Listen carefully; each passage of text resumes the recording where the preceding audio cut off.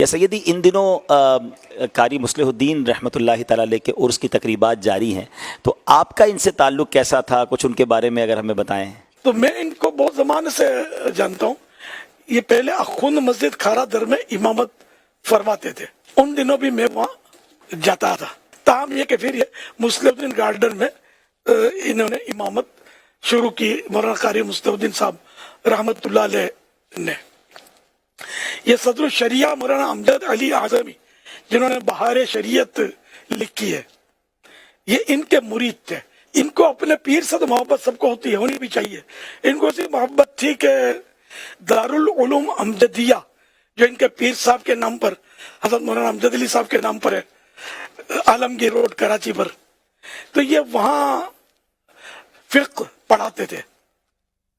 اور جو میری معلومات بتا رہا ہوں کہ آخر تک انہوں نے کبھی وہاں سے تنخواہ نہیں لی کہ میرے پیر کے نام کا مدرسہ ہے، یہ ایسے تھے۔ الحمدللہ فی سبیل اللہ پڑھاتے رہے، اور پھر یہ کہ پڑھائے بھی استقامت کے ساتھ۔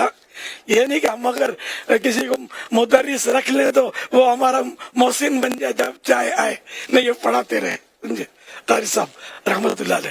تو میں ان کی خدمت میں بہت حاضریاں دی ہیں، اور میں نے کچھ نہ کچھ ان سے عربی بھی پڑھی ہے۔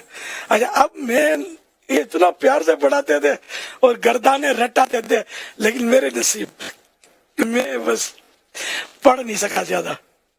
ہم وہ پڑھتے تھے انشاءاللہ عربیہ، شاید یہ پتہ نہیں بغیر کتاب کے زبانی پڑھاتے تھے، شاید بغیر کتاب کے زبانی پڑھاتے تھے، وہ گردانے رٹاتے تھے، فاعلہ فاعلو فاعلہ، تو یہ سب یہ گردانے یہ رٹاتے تھے کہ اگر یہ پکی ہو گئی آگے عربی آسان ہو جائے گی۔ یہ اس کی جان ہے گردانے، شاید اس کو ٹرینسز بولتے ہیں نا انگلش میں۔ اور کافی لوگ ان کے مرید ہوتے تھے، اور شخص بھی یعنی کہ شخصیت بھی آپ کی بڑی یعنی کہ وہ وجیز شخصیت تھی۔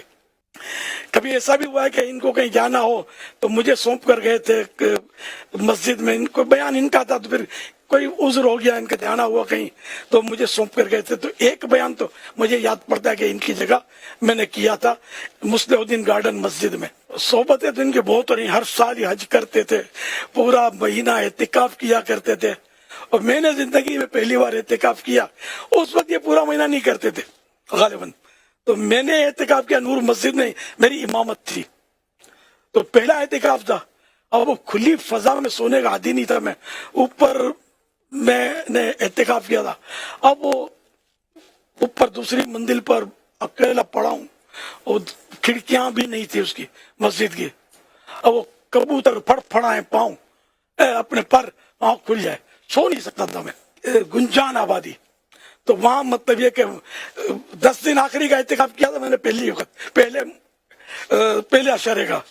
تو میں مطلب وہ آتے چندہ مانگنے کے لیے، رات جاگنے میں گزرتی، کچھ نہ کچھ عیسائی بھائی آ جاتے تھے، دن کو سب چلے جاتے تھے، میں اکیلا رہ جاتا تھا۔ تو اب یہ کہ وہ آتے تھے، وہ چندے کے اعلانات کرتے تھے مائک پر، اور میں سو نہیں سکتا تھا۔ اب بڑی آزمائش ہوئی، یہاں تک کہ میں ہو گیا بیمار، آ گیا بخار، اور پہلا اعتکاف، اب میں کیا کروں؟ شاید قریب تھا کہ میں دل چھوڑ جاتا، تو اللہ کا کرم ہوا کہ قاری مصلح الدین صاحب رحمۃ اللہ علیہ میرے پاس تشریف لے آئے۔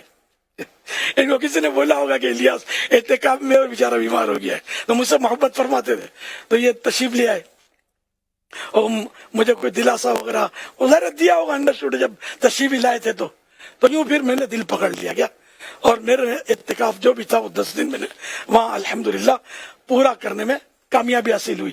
تو یہ قاری صاحب ہمارے مانے ہوئے بزرگ تھے، اور ماشاءاللہ ان کی طرف لوگوں کا رجوع تھا، ایک مخلوق تھی جو ان کی طرف رجوع کرتی تھی، اور ایک رونق لگی ہوئی تھی، اور ایک سنیت کا کام ٹنا ٹن رضوی، سنی اور رضوی ٹنا ٹن، الحمدللہ۔ تو یوں ماشاءاللہ ان کی صحبت سے بھی مجھے سمجھو کہ سنیت میں مزید مضبوطی اور استحکام نصیب ہوا اللہ کی رحمت سے، اور ان کے ذریعے بزرگوں کی معلومات ہوتی تھی، हाफिज मिल्लत हुजूर हाफिज मिल्लत मौलाना अब्दुल अजीज रहमतुल्लाह अलैह की बातें ये करते थे कि हमारे उस्ताद कहकर, तो इनका तारुफ हुआ। फिर सदर शरिया की बातें बताते थे और सैयदी खुतबे मदीना की बातें बताते थे। तो इस तरह इनके जरिए हमको अपने आला हज़रत के खानदान की, आला हज़रत रहमतुल्लाह अलैह के उलमा खुलफा वगैरह की मालूमात होती रहती थी। और इनके अकीदतमंद, इनके मुरीदीन वो कराची में दूर दूर से आते थे। एक इनके मुरीद को मैं जानता हूँ, अब तो खुदा जाने वो हयात है या नहीं है, हाजी मोहम्मद अमीन शायद नाम था इनका, या अमीन नाम था, हाजी किया नहीं किया। ये गालिबन धोराजी कॉलोनी में रहते थे और जुम्मे की नमाज पढ़ने के लिए मुस्लिम गार्डन एक बार या कई बार ये पैदल चलकर इनके बारे में सुना कि जुम्मा पढ़ने आए या आते थे। ऐसे दीवाने थे।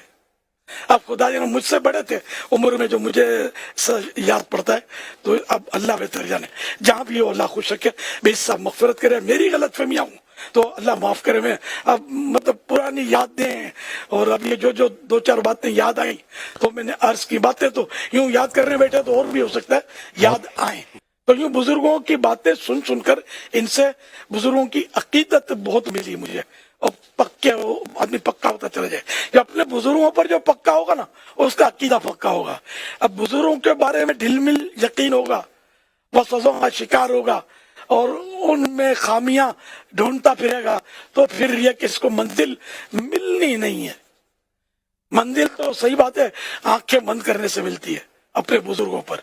मैं आपको ये बहुत पत्ते की बात बता रहा हूँ। बुजुर्ग माने वो कि जो शरीयत का पाबंद हो, कुरान और हदीस पर अमल करता हो।